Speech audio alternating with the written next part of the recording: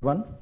Today's CGR presentation is from the Department of Endocrinology and Metabolism, and the focus of today's presentation is the adrenal gland. The adrenal glands are paired retroperitoneal glands, small glands with a combined weight of 6 grams. They are so named because of their location adjacent to the kidney and suprarenal in position. Just a bit of basics. The right adrenal gland is present superior to the right kidney, medial to the right lobe of the liver, lateral to the crus of the right hemidiaphragm, and posterior to the inferior vena cava. Similarly, the left adrenal gland is superior and anterior to the upper pole of the left kidney, medial to the posterior surface of the body and tail of the pancreas, and lateral to the left lateral margin of the aorta and corresponding crus of the hemidiaphragm. The normal adrenal glands, the characteristic shape is inverted V or Y shaped with two limbs, the medial and lateral limb.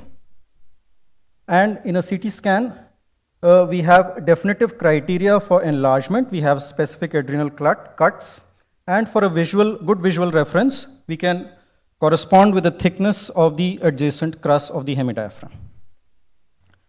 For adrenal masses, we can classify by nature in terms of benign, like adrenal adenoma, or malignant adenocortical carcinoma. Based on histologic origin, they can be cortical tumors, adenocortical adenoma or carcinoma, or medullary tumors, pheochromocytoma. A non-specific origin masses can include myelolipoma and others. They can be infective lesions like tuberculosis and histoplasmosis, or part of an amyloidosis infiltration. By functional status, we can classify adrenal tumors as hyperfunctioning, hypofunctioning masses, or normal functioning. So a comprehensive classification of adrenal masses would include a benign or a malignant lesion, based on histologic origin, a cortical or a medullary lesion, and we have to classify based on hyperfunctioning masses or a non-functional mass. Today we'll be discussing the second category of adrenal hyperfunctioning masses. If we look at a cross-section of the adrenal glands, we have the medulla, which secretes the catecholamines, epinephrine and norepinephrine, and a larger section, the cortex, which is classified into the zona glomerulosa, which secretes aldosterone, the zona fasciculata, which secretes cortisol, and the zona reticularis, which secretes androgens. And based on these four sections, we have the four clinical conditions: pheochromocytoma, primary hyperaldosteronism, aldosterone secretion from the cortex, Cushing's cortisol from the zona fasciculata, and androgens secreting tumors. Let's take them one by one. The classical presentation of pheochromocytoma is headache, palpitations, and sweating with hypertension. For a primary hyperaldosteronism, it's hypertension with hypokalemia. For a Cushing's, we can have the classical Cushingoid appearance of a buffalo hump, moon facies, broad violaceous stria with hypertension, secondary diabetes, osteoporosis, and hirsutism in females. And the rare androgen-secreting tumors can present with hirsutism and virilization. We can also have a fifth presentation, where it's an adrenal incidentaloma, where the classical clinical features are not so apparent, and then we need to evaluate for each of these conditions. So if we have an adrenal incidentaloma, we need to check for aldosterone, cortisol, DHEAS, and plasma or urinary metanephrines. Coming to the first of these, the primary hyperaldosteronism, which was described in 1955, it is important because there are cardiovascular and cerebrovascular consequences. The morbidity and mortality rates are significantly higher as compared to patients with essential hypertension, and thus early diagnosis provides an opportunity for cure, surgical, or targeted pharmacotherapy. And both these modalities can prevent end-stage complications, the cardiovascular and renal damage. With regards to etiology of primary hyperaldosteronism, the common ones are bilateral idiopathic hyperplasia and aldosterone-producing adenoma, and I'll be taking such a case of aldosterone-producing adenoma here. This is a 53-year female who presented to us with episodic headache, nausea, and photophobia for 10 years, dyspepsia and retrosternal burning. She was found to be hypertensive with blood pressures ranging from 150/100 to 170/110. There were no clinical features to suggest Cushing's, and there was no hirsutism. She carried imaging which showed a left adrenal well-defined hypodense lesion around 2 centimeters, predominantly of fat density with good washout on contrast, suggestive of a left adrenal adenoma. So here we had a lady with left adrenal incidentaloma and hypertension, and we went ahead with further evaluation. The creatinine was normal and she was normokalemic. With regards to the hormonal evaluation, we had a normal 24 hours urinary metanephrines and normetanephrines. The cortisol with an overnight dexamethasone suppression test was normal, and we had a normal and adrenal androgens. The aldosterone levels in this patient were high, 16.9 nanograms per deciliter, and the renin was suppressed, less than 1 nanograms per ml per hour, and with the aldosterone-renin ratio of 24. Based on the recent Endocrine Society guidelines, we have the ratio cutoffs of 20, 30, and 40 with differing sensitivities and specificities, and our patient met the criteria of more than 20. Based on this, we have to go for confirmatory testing, and there are 4 confirmatory tests for primary hyperaldosteronism. These include an oral salt loading test, a saline infusion test, a captopril challenge test, and a fludrocortisone suppression test. The basic premise is that we should have a non-suppressible aldosterone, whichever test we use. We used in this patient the saline infusion test, where 2 liters of normal saline was given for over 4 hours, with the patient in seated position 30 minutes prior to the test and throughout the infusion, with close monitoring of heart rate and blood pressures. And the 4 hours aldosterone in our patient was 15 nanograms per deciliter. Any aldosterone which is more than 10 nanograms per deciliter on a saline infusion test is diagnostic of primary aldosteronism. So the final diagnosis in our patient was primary hyperaldosteronism caused left adrenal adenoma, what is known as a Conn syndrome. The patient underwent laparoscopic left adenalectomy, operated in urology last month, February 2020, and the histopathology came out to be an adrenocortical adenoma.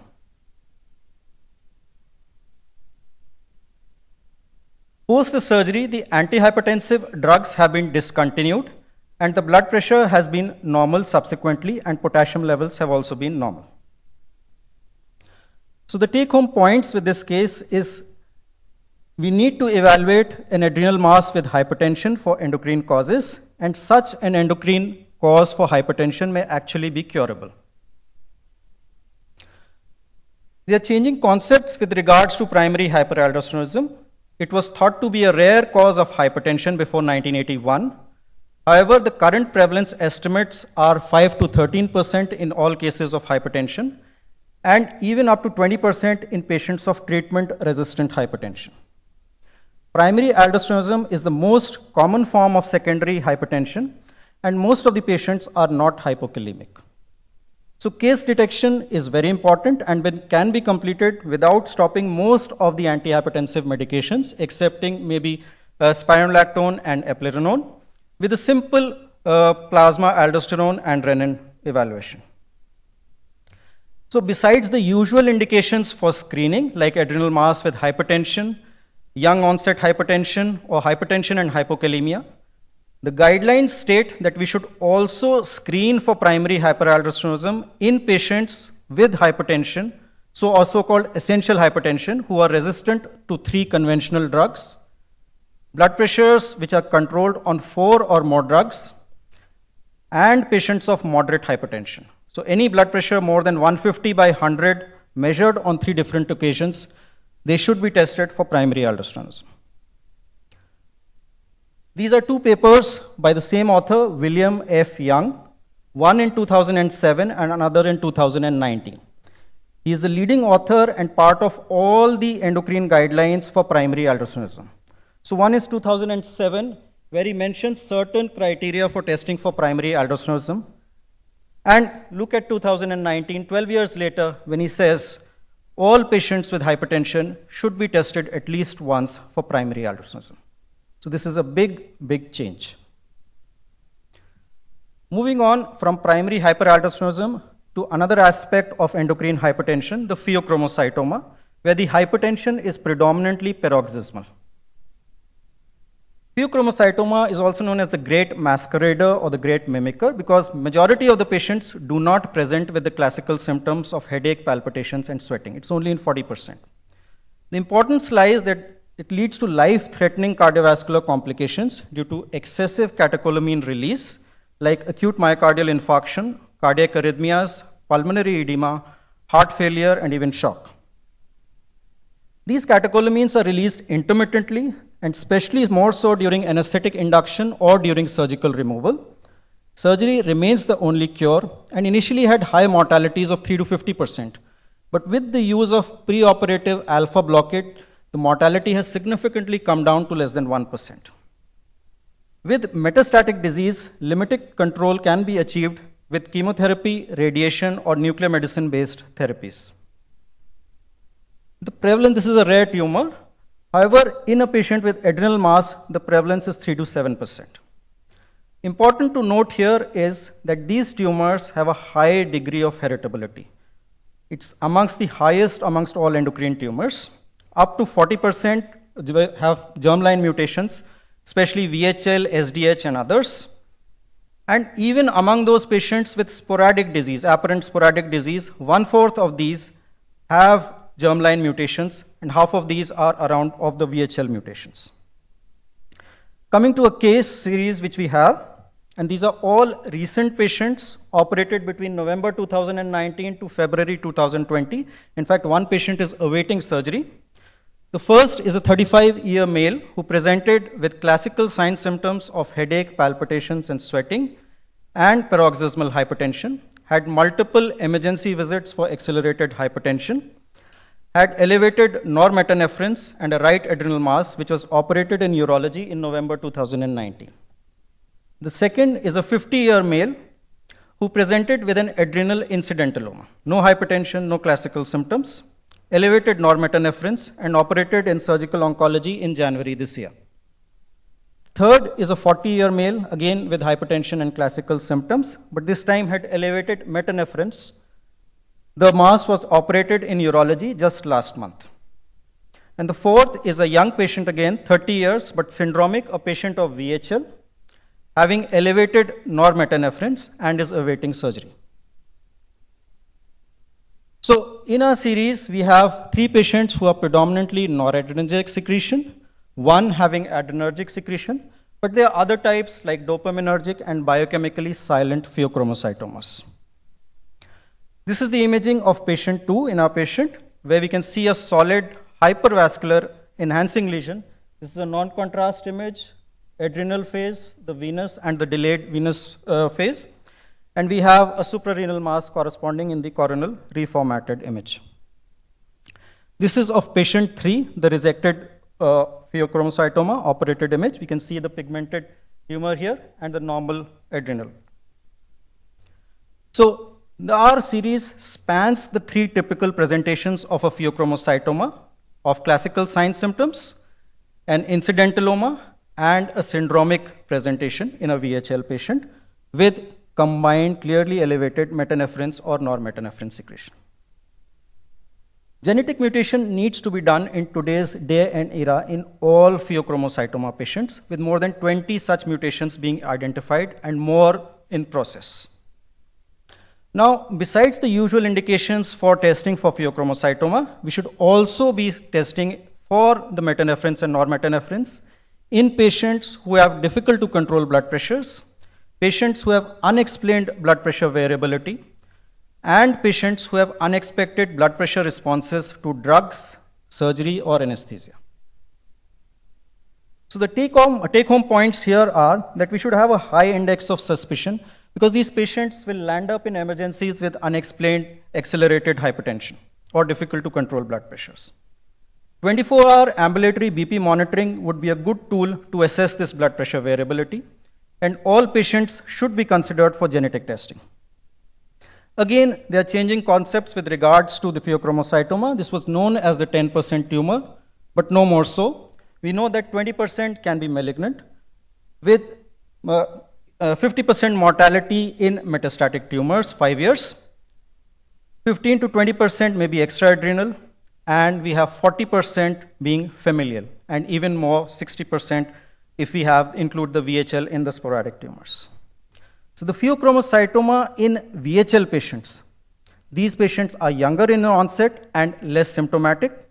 The tumors are smaller, multifocal, bilateral, and more likely to have a synchronous paraganglioma. The recurrence rates are much higher, to the tune of 40%, and thus lifelong annual surveillance should be done. We recently had an interesting case. This was a 30-year male, VHL, known since 2011, had an incidentally detected right renal mass and pancreatic cysts on imaging, along with epididymal cysts and spinal hemangioblastoma. He underwent a right nephrectomy with pancreatic cyst excision. The histopathology was a clear cell type of renal cell carcinoma and pancreatic cystadenoma. 8 years later, 2019, he was seen by a private practitioner and found to be hypertensive and started on antihypertensive drugs. The ultrasound showed a new mass in the right renal fossa and thus was referred to us. When we saw the patient was apparently asymptomatic, had blood pressures ranging 120 by 80 to 160 by 100, had a right nephrectomy scar. On detailed history, we found there was a history of recurrent renal calculi since 1995, for which he was operated twice. In the family history, the mother had been operated at the age of 35 years, had undergone pancreatic surgery, however, records were not available. This was the previous imaging of 2011, where there was a right renal mass along with pancreatic cysts and right renal calculi. The ultrasound scrotum showed tiny cysts in the head of epididymis, and the MRI spine was suggestive of a spinal hemangioblastoma. The prior endocrine evaluation had a normal 24 hours urinary metanephrines and plasma metanephrines. However, normetanephrines at that time had not been done. But we must remember the patient was non-hypertensive at that time, and he had been lost to follow-up for a significant period. In view of the new right renal mass and hypertension, we evaluated the patient. The creatinine was normal, patient was normokalemic. However, we also found that calcium levels were elevated, and we reconfirmed this. Phosphorus was normal or low normal. On the hormonal evaluation, cortisol was normal based on the dexamethasone suppression test. There was a normal 24 hours urinary metanephrines, but the 24-hour urinary normetanephrines was significantly elevated. The MRI brain showed a spinal medullary hemangioblastoma, and the CT abdomen showed a mass in the right suprarenal region, suggestive of a pheochromocytoma. Also, there were pancreatic cysts and calculi, this time in the left kidney.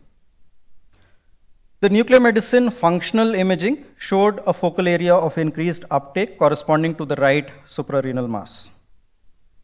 So our diagnosis was VHL with a right adrenal pheochromocytoma and hypercalcemia, which we had to explain. Searching the literature, we found that hypercalcemia in a VHL patient can be because of a renal cell carcinoma. It could be because of hormonal secretion from a pheochromocytoma, or rarely could be due to a parathyroid adenoma. Calcitonin levels done subsequently were normal in our patient. However, the PTH levels were significantly elevated. We did a neck imaging which showed a left inferior parathyroid adenoma, both in the ultrasound neck and in the nuclear cystoma B scan. So our final diagnosis was a VHL patient operated for right renal cell carcinoma and pancreatic cystadenoma, new right adrenal pheochromocytoma, and primary hyperparathyroidism caused left inferior parathyroid adenoma. Now, when we think of this combination of pheochromocytoma and primary hyperparathyroidism, The common conditions which come to mind are MEN2 and MEN1. The calcitonin was normal in this patient. There was no pituitary lesion or no evidence of pancreatic neuroendocrine tumor. And going to the more uncommon condition, there was no clinical evidence of neurofibromatosis. And we had a clinical diagnosed case of VHL.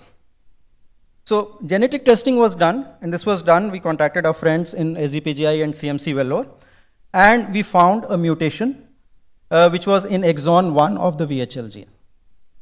So this was genetically confirmed. Looking for more literature, there are 4 previous case reports of VHL with parathyroid adenoma, only 4.